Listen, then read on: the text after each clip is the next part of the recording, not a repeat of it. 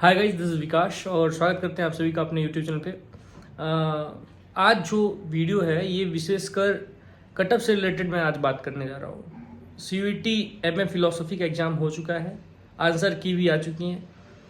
तो अब cut off क्या आएगा, उसकी क्या प्रोबेबिलिटी होगी, कितना मार्क्स तक जा सकता है जनरल का कट ऑफ फॉर JNU और सम अदर यूनिवर्सिटीज़।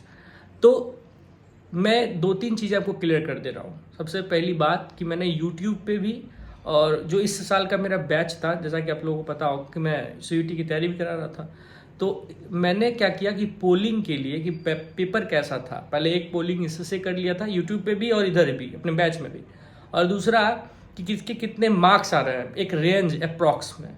तो मैं उन दोनों के जो है बिहाफ पे कुछ चीज़ें क्लियर कर दे रहा हूँ। सबसे पहला बात कि इस साल का जो पेपर था वो वन ऑफ द टफेस्ट, मतलब जितने भी पेपर अभी तक CUET में फिलोसफी के हुए हैं, इस साल का पेपर थोड़ा लेवल हाई था। कई ऐसे क्वेश्चन भी सुनने में और देखने को भी मिला जो सिलेबस के भी बाहर थे शायद। पता नहीं ऐसा क्यों NT ने इस साल सेट किया है पेपर। खैर जो भी है, अब जो हो चुका है तो उसकी बात ही करनी व्यर्थ है।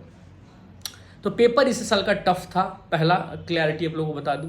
दूसरा जो था कि पिछले जो 2023 में एग्ज़ाम हुए हैं वो मेरे हिसाब से और कुछ जो प्रीवियस जो भी बैच के बच्चे थे उनके भी हिसाब से पेपर बहुत इजी था।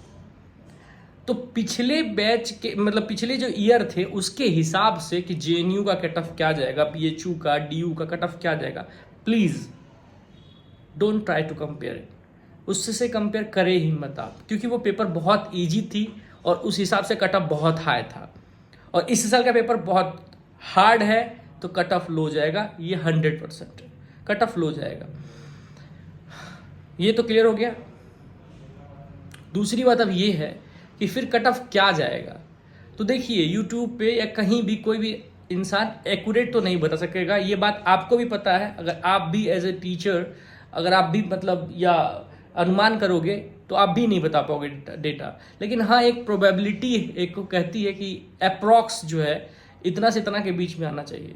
तो जो मेरा अनुमान है, जो मैंने पोलिंग के थ्रू जो देखा अपने ग्रुप में बच्चों को परफॉर्मेंस के आधार पे, या यूट्यूब पे भी मैंने डाला था, आप लोग भी देख सकते हो कि पोलिंग में तो बहुत रेयर मतलब 10% लोग जो है वो जो है आपके 200 प्लस किए हुए हैं।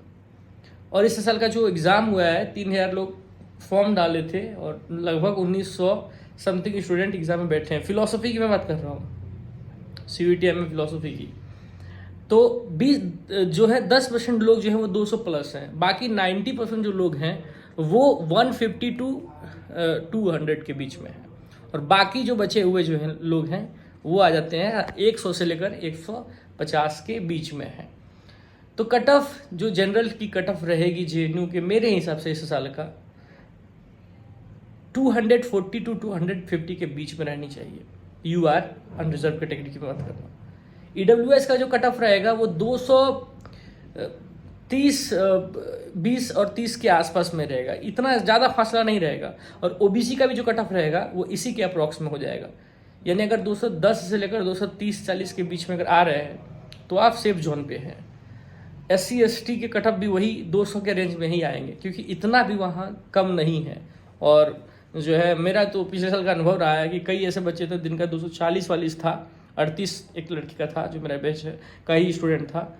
वो शेड्यूल कास्ट से आते हैं तो उनका खुद 238 नंबर था। तो फिर जो है उनका रैंक 28 या 30 था, ऐसा कुछ रैंक था उनका।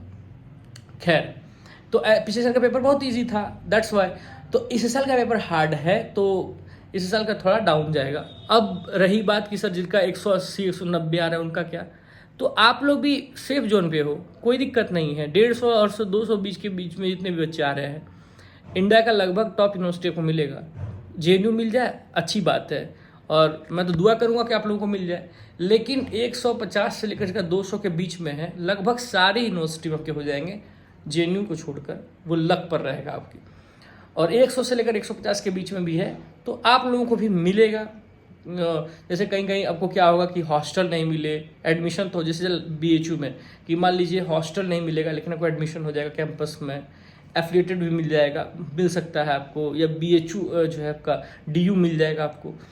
अब उसमें थोड़ा सा कॉलेज को लेकर जो है थोड़ा सा लोचा हुआ कि हो सकता है कि आप जिस कॉलेज को चाहते हो सकता है वो कॉलेज ना मिले, लेकिन फिर भी ऐसा नहीं कि एडमिशन किसी का रुकेगा। अगर 100 नंबर भी ले आए हैं आप तो आप आराम से चिल करिए, एडमिशन कहीं ना कहीं आपको हो जाएगा। बस अर्थे आपने जब फॉर्म अप्लाई किया था उस टाइम आपने सारे यूनिवर्सिटी को सेलेक्ट कर लिया होगा।